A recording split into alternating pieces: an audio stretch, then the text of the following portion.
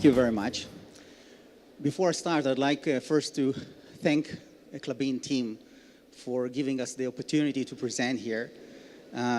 You put up a wonderful event, and I'd like to thank you for that. Muito obrigado. I'm going to talk about the plant age, materials of the future. But before I start, I really would like to quote the former oil minister of Saudi Arabia that said that the Stone Age did not end for lack of stone. And therefore the oil age will end long before the world will run out of oil. My addition to that, for a good reason, because biomaterials are so much better. Now, in fact, it's not a big deal if you think about it, because synthetic materials have been developed only in the last 200 years since modern science, chemistry, maybe 300 years if you talk about the Industrial Revolution.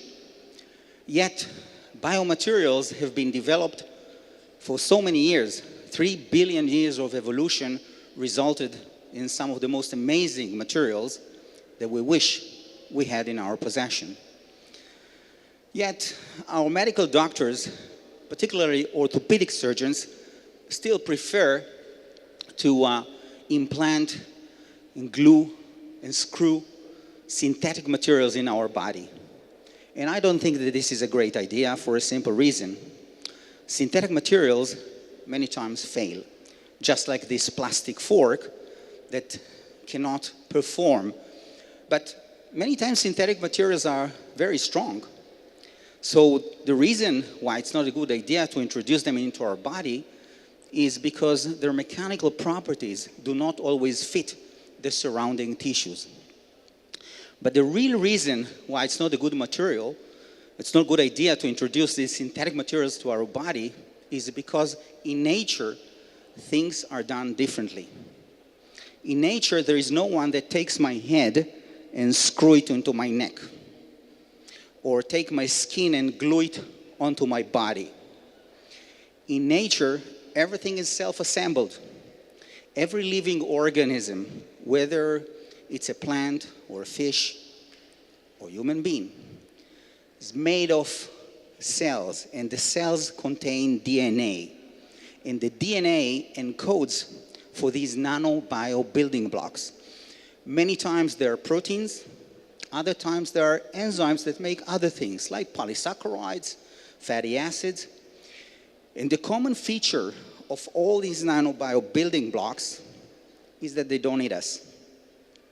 They recognize each other, self-assemble into scaffolds on which cells are growing and proliferating to organize into tissues and organs, and that's together life. So we at the Hebrew University, about 14 years ago, decided to focus on probably one of the most important biomaterials, and definitely for us, for human beings, and that's collagen. Now, why collagen? We're practically made of collagen. 30% of our dry weight is collagen. And I'll give you a few examples. Dermal fillers that are made today from collagen. In fact, for many years, artificial meniscus, bone grafts, and even leaflets of heart valves. So you should ask me, well, you just said that these materials already in the market, so why do the research on that? Well, the reason is that the source of all that collagen up until recently was dead bodies, dead pigs, dead cows, and even human cadaver. So that's not a very safe source. And in fact, the FDA already in 2007 asked the companies to start a look for better and safer alternative. So that's exactly what we did. We cloned all the 5 human genes from human that are responsible to making human collagen in our body, and by genetic engineering, introduced the 5 genes into a single tobacco plant. So now the plant can make human collagen. The technology was matured, and today in Israel, We have 25,000 square meters of greenhouses all over the country, from the upper Galilee in the middle of the country in the southern part.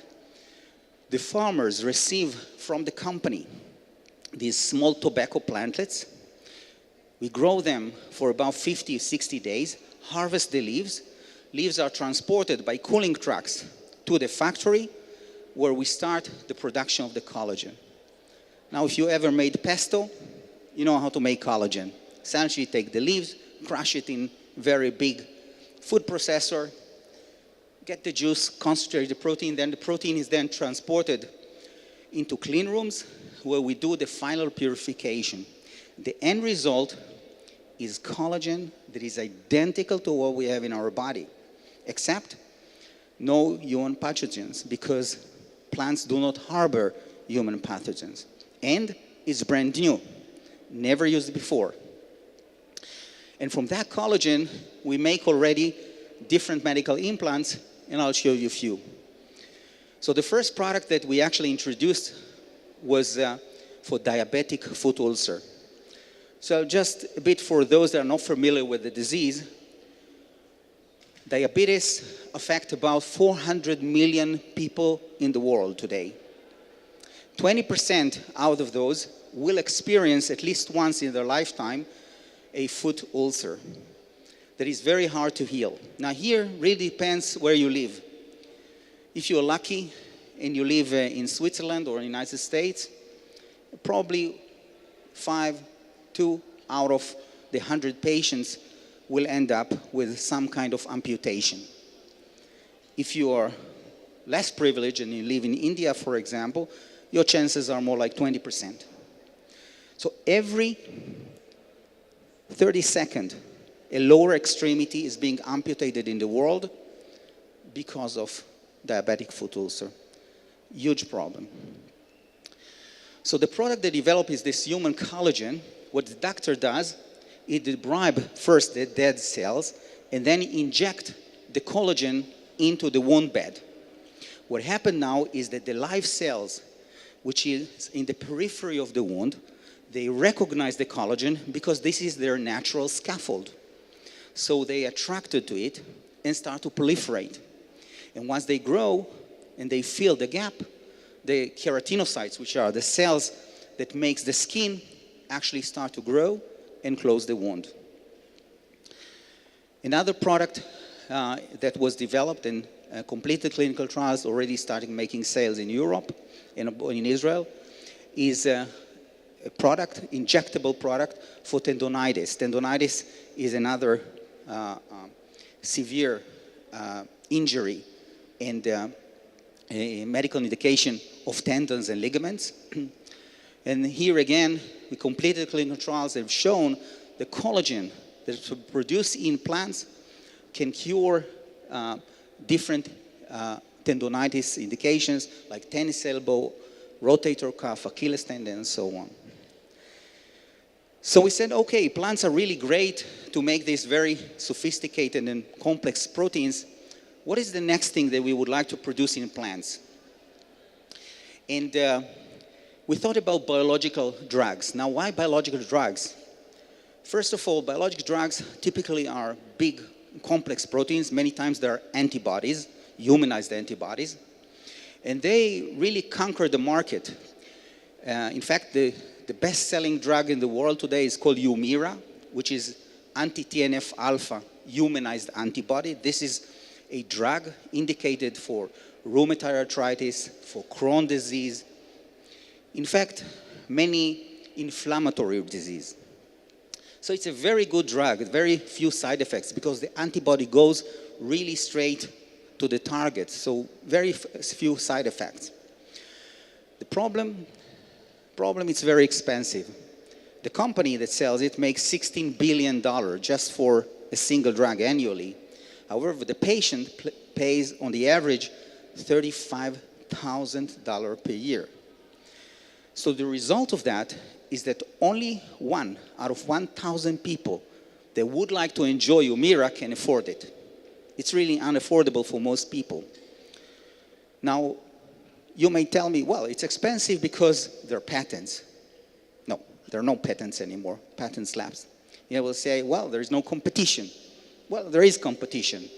Amgen, which is another American company, made a biosimilar, came up to the market. Price didn't drop by more than 10-15%. So why is it so expensive? It's expensive because it's very expensive to produce biologic drugs. Unlike small molecules like chemicals that you can easily or relatively easily scale up, biologic drugs are produced by mammalian cells. And these cells are grown in very expensive bioreactors, in clean rooms, utilities. So all that is very expensive. So he said, okay, let's clone the genes that encodes for the biologic drugs and get it into a plant. So now we can produce it like we produce tomato or lettuce, in greenhouse.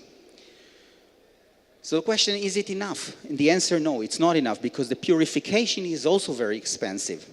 It's typically done with a special protein, which is called protein A, that is also produced in fermentation, clean rooms, and so on. And that particular protein is also used for the purification of the antibody. So he said, okay, let's clone this gene, introduce that also to the plant.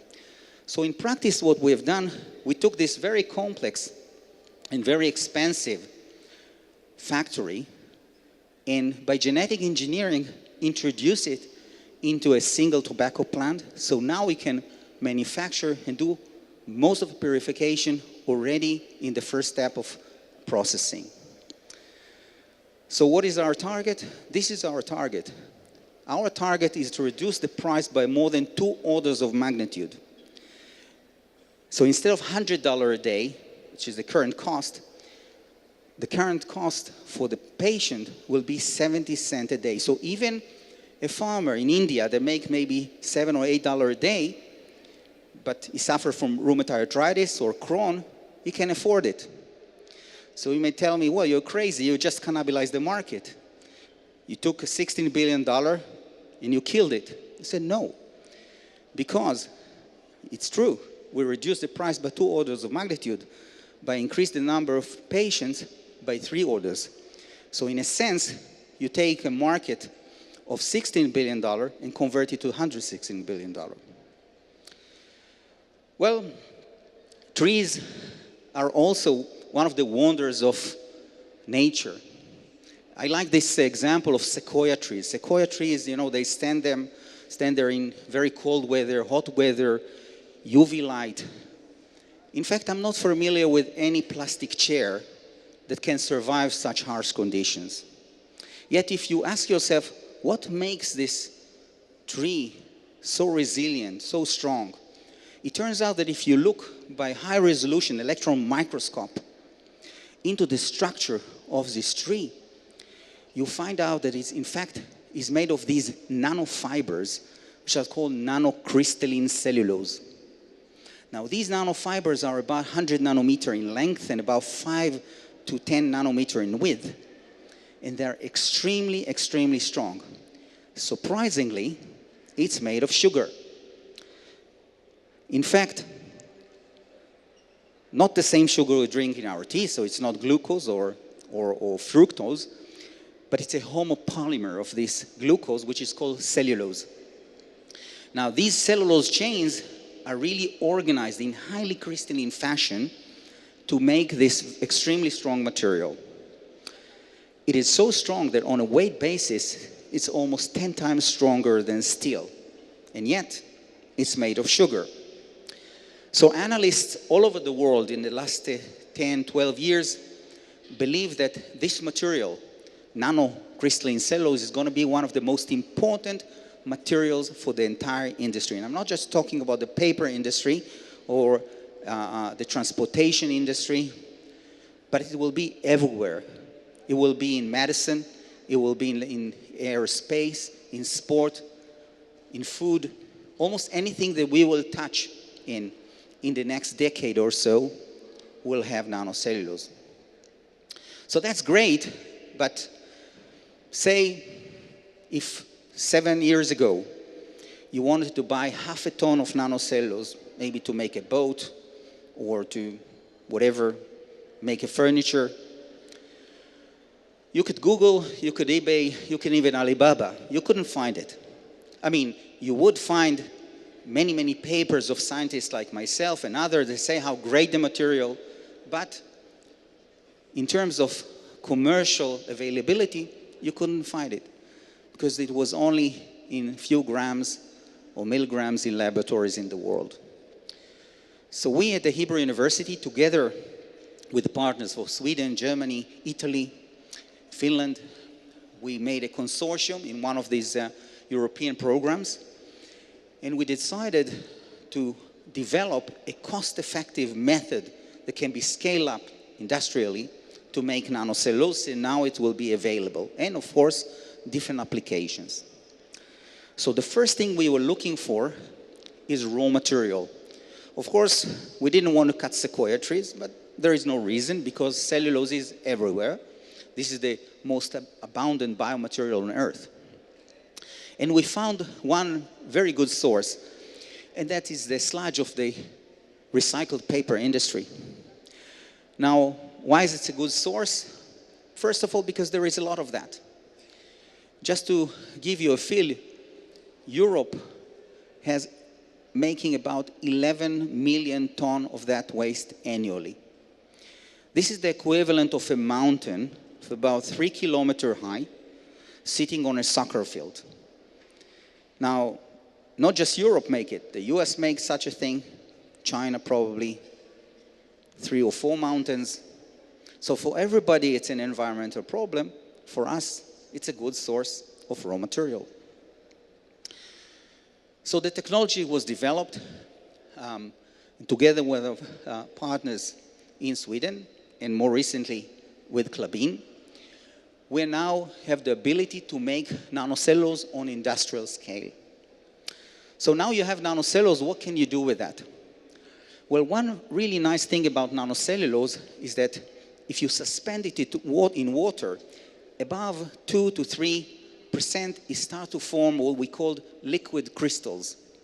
Now these liquid crystals, when you apply them on any surface, whether it's a concrete or plastic or paper, once the water evaporates, it self-assembles into extremely strong material, transparent film.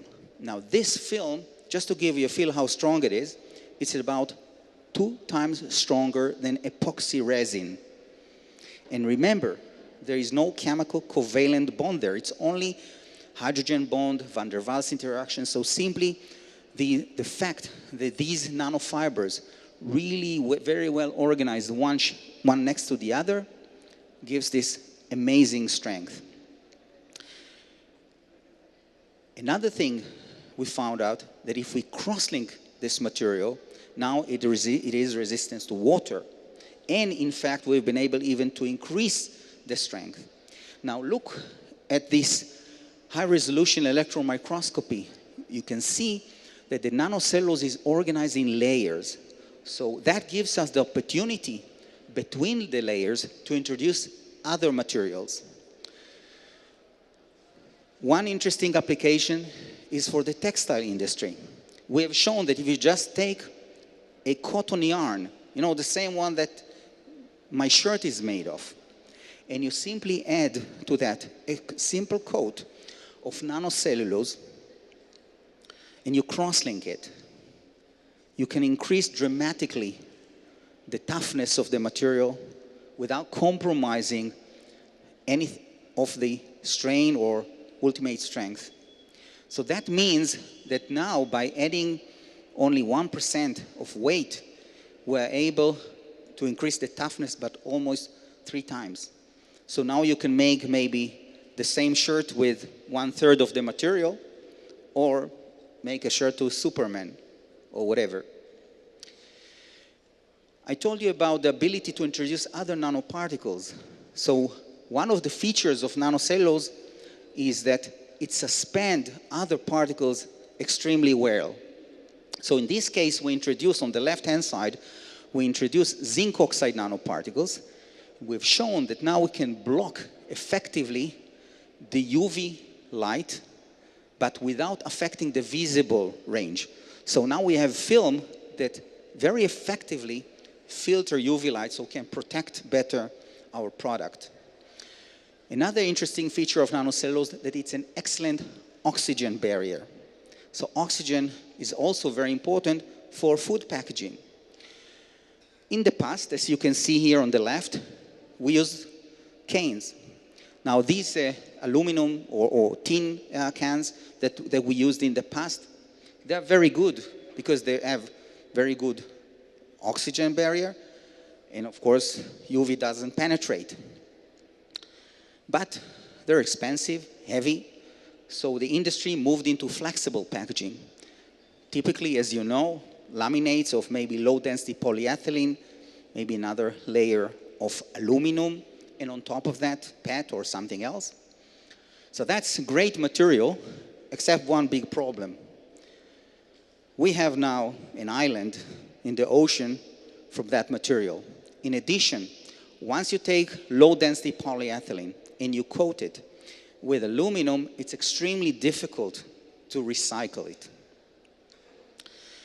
So by now, simply taking low-density polyethylene and apply a formula of nanocellulose, we can now achieve the same properties. And now we can even see the product. But this is not really the future. The future is actually even more exciting. We are really talking in the future to use nanocellulose to actually coat the food serving itself. So you can coat with the nanocellulose the cornflakes, the raisins, the nuts, and they will form this very nice protection layer that can prevent the oxidation and preserve the cornflakes or whatever, the muesli that we make. And we will need only a carton, a packaging just to hold the material.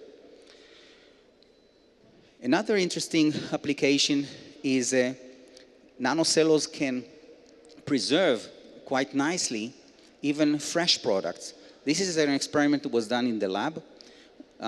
So one of the students simply took an apple, made slices. On the left-hand side, this is a control.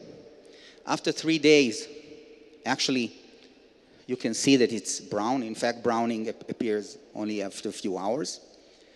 And then it's mushy and lost a lot of water. Simple coat on the right-hand side with nanocellulose really extend the shelf life dramatically. Right now, nanocellulose is yet not approved by itself as a food grade, so we're probably a few years before we can do that. But there are already motions of the industry towards the FDA and other regulatory bodies to approve nanocellulose as a GRAS, generally accepted safe. Other applications, for example, if you take nanocellulose and you take, for example, carbon nanotubes, you can suspend it very well. And now, when you apply it, you get a transparent, semi-transparent film or opaque, which is also conductive. So now you can make conductive, semi-transparent films that can be used for lots of applications. Imagine RFID tags that you can print on a paper. More recently, we published another interesting work where we used nanocellulose for LED, for flexible light-emitting films. The LED lighting, as you know, starts actually with blue light. The blue light is not very nice for our eyes. So what the industry does, they coat the blue LED with a rare earth chemicals that actually do redshift of the blue into white light. The problem is that these materials are toxic and they're used quite a bit, so people don't like them. So the thought to use simple organic pigments have been there for many years, but the problem is that the pigments are oxidized, and so they very quickly lose their functionality.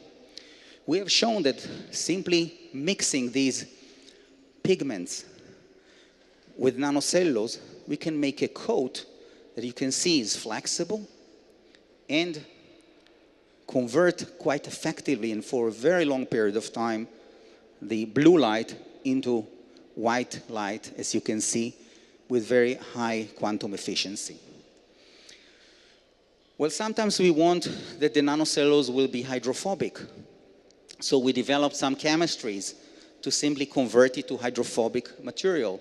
You can see on the left-hand side, we've been able to make super hydrophobic surface. You can see how nice it is, and extremely light foams. Another interesting feature of nanocellulose is its thixotropic activity. Now, what is thixotropic activity? I'm sure everybody familiar with this feeling when you buy some kind of a sauce in a bottle. And when you try to pour it over your sandwich, it doesn't flow. So what we do, we take it and we shake it, right? By shaking it, all of a sudden, the viscosity drops dramatically. This is the thixotropic property. So the shear thinning that we introduce into the molecule reduces dramatically its viscosity. Now, when you do 3D printing, you would like this thixotropic activity. Why?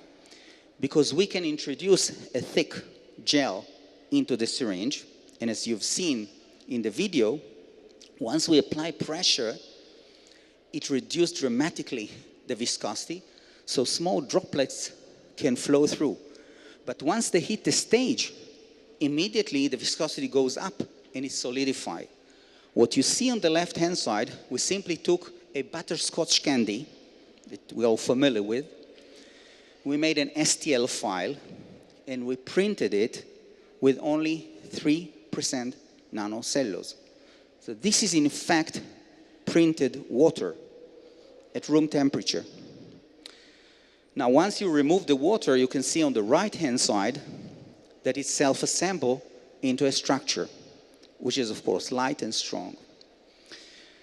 So that's another very interesting application.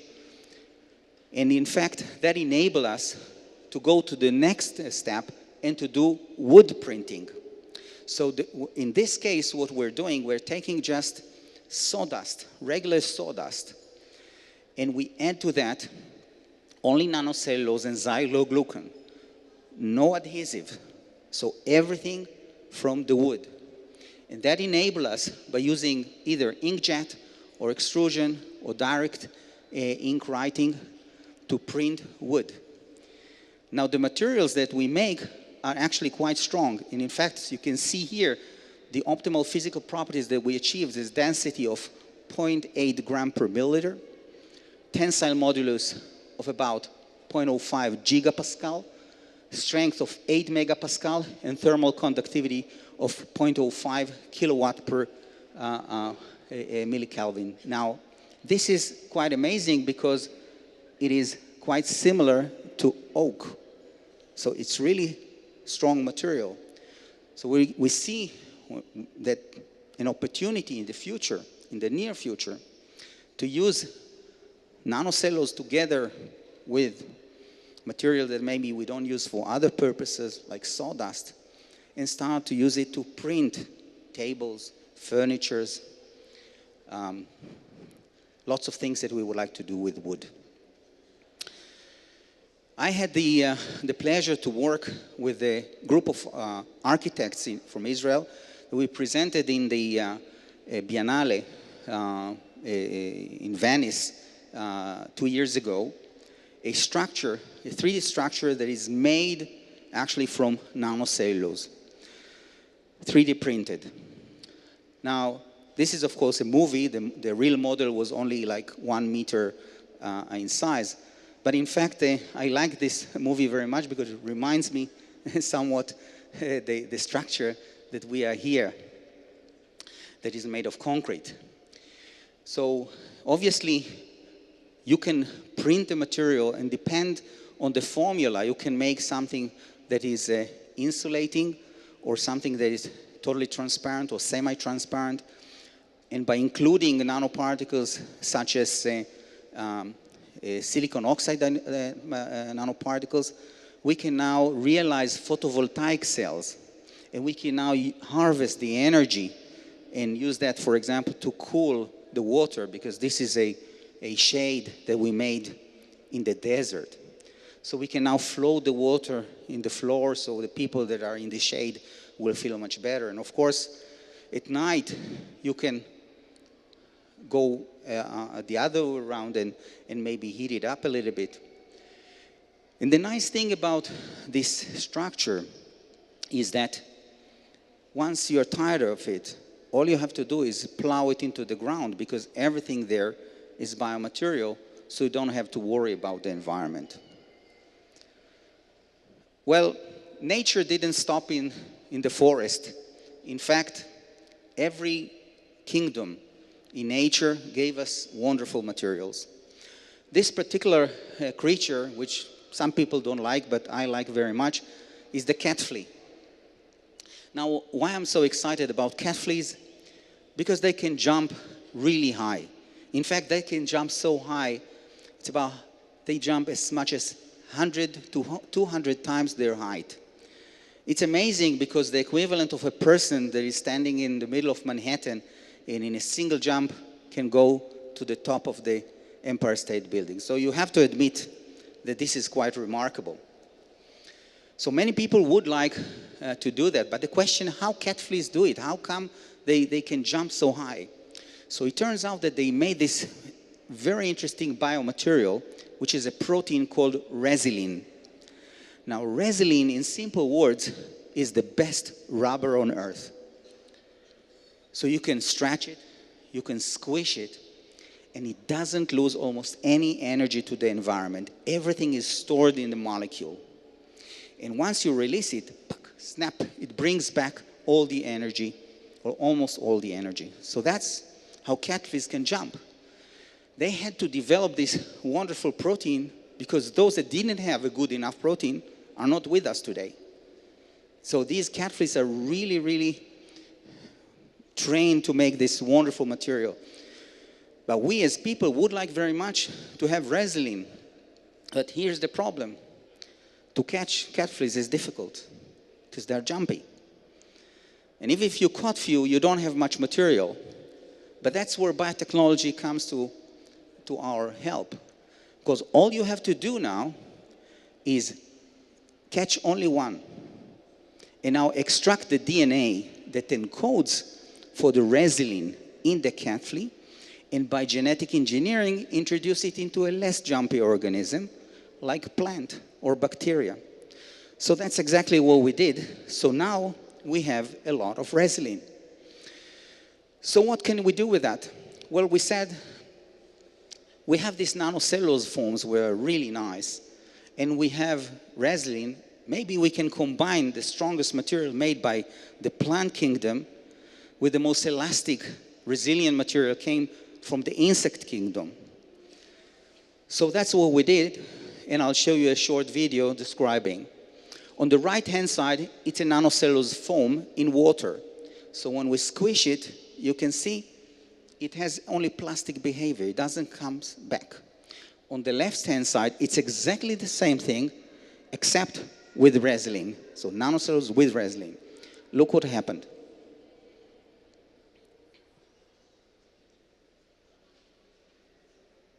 So you can do it again and again and again. It always comes back to the same position. So what can you do with that? Well, a lot of things. We are now working with On. It's a Swiss company. They would like to develop sport shoes that for people that would like to have better performance for jumping, running, and so on. So the idea is to introduce into the midsole a composite of nanocellulose and resilin to improve performance. Well, I told you that nanocellulose is not just in construction, materials, sports, and so on, but in fact, it can serve food. So we decided to develop a 4D printer, and of food. Now, I'm sure you think, well, what is the fourth dimension? So bear with me a couple of minutes and I'll explain. But first, let's talk about the problem. The problem of the environmental issue that has to do with animal farming. Unfortunately, to make 1 kilogram of meat, we need about 4,000 liters of water. The animal agriculture utilizes about 30% of all the land and about 25% of the water, fresh water on Earth. This is not sustainable. Furthermore, in terms of greenhouse gases, the animal farming produces today greenhouse gases that are combined of cars, all the trucks in the world, all the trains, the ships, and airplanes all together. So obviously we cannot do that for so many years.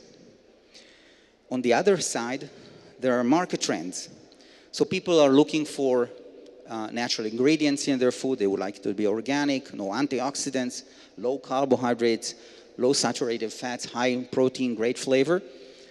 There's an increased number of vegetarians and vegans, increase in food allergies, celiac, lactose intolerance, and personalized food.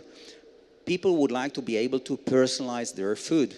They would like to control exactly what's in there in terms of fat, in terms of calories, everything, even vitamins. And in fact, the industry started to respond to that. In the US, 2 companies quite successful. One is Beyond Meat, the other one is Impossible Food, make veggie burgers. Now these veggie burgers, and I have to tell you, I tasted last weekend in New York, the Beyond Meat burger. Feels like a real burger. So that's great, but big problem. They didn't really responded to the most important need, and that's the personalization. Because if, for example, you want to have thicker burger or thinner burger, you would like it to be more choppy or more grindy, more fat, less fat. They cannot respond to everybody's need. So there is one, if you like it, good. Otherwise, you have no alternative. But other companies start to respond to that and start to develop food printers. Foodini, for example, make this wonderful pasta that you can print. But the problem, you have to now take it and cook it afterwards. Not very convenient. Printing pizza and even chocolate.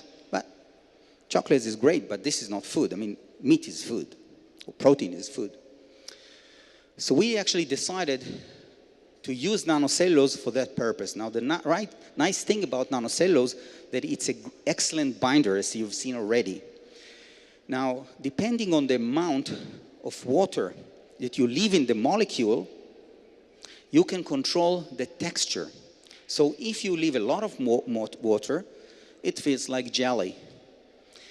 Once you start to remove the water, it makes a fibrous texture similar to meat.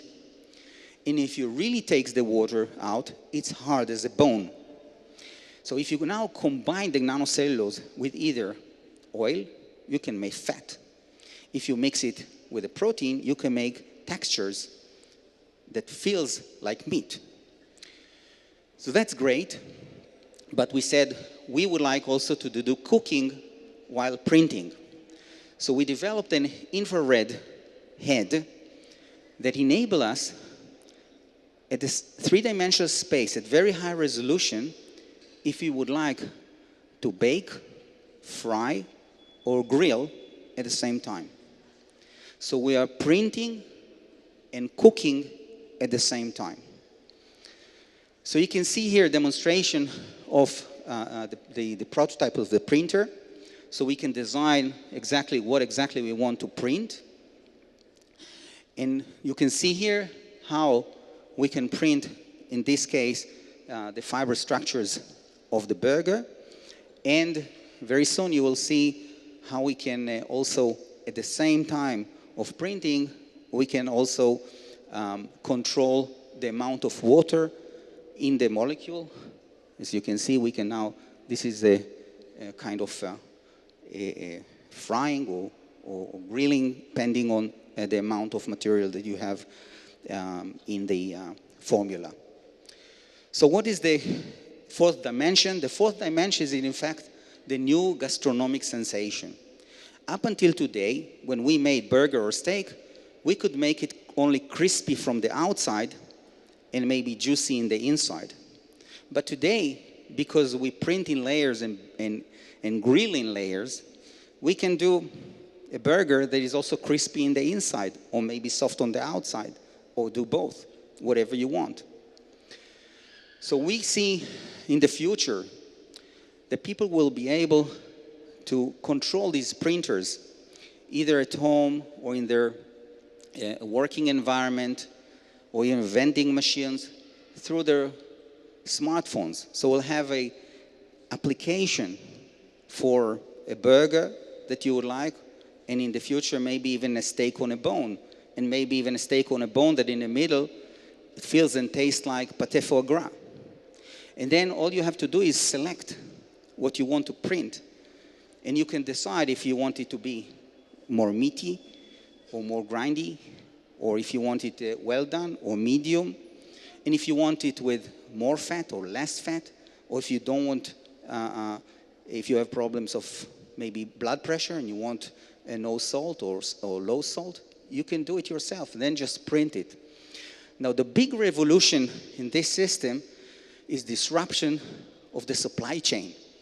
Because unlike meat that has limited shelf life and very expensive because you have to transport it cooled or even frozen, all the ingredients here are powders. And in fact, you can order, or you will be able to order the cartridges by e-commerce from Amazon or whatever, and you don't really need to go to the supermarket, and you can print your own food. So that's going to save a lot of money. So what's for the future? I believe that in the future, we will be able to produce almost anything in plants. Not just collagen or resin, Nano Cellulose, any way they make, but in fact, every other protein or molecule that nature provided to us. And then we will be able to extract these molecules and purify them and introduce them into 3D printer cartridges. And we will be able even to print a heart. Now, this heart is not going to be the same as we can get from a donor. It will be better because we will use better materials. Now, you may say, well, this guy is really crazy. Printing heart? Well, probably will take some time before we print heart, but I will tell you today already, we in Israel, in coal plant, together with the 3D systems in the US, in United Therapeutics in the US, it's a pharmaceutical company, we are now engaged in a program to print human lung. Now, this is not science fiction because we are planning in 2021 to be first in man. So this is really the future of biomaterials. And I would like to wrap my talk by quoting Pavlov, who I believe said something very smart. He said, if you want a new idea, you should open an old book. And my addition to that the book was written. The book was written over 3 billion years of evolution. And the text is the DNA of life. All we have to do is read this text and start our progress from there. Obrigada.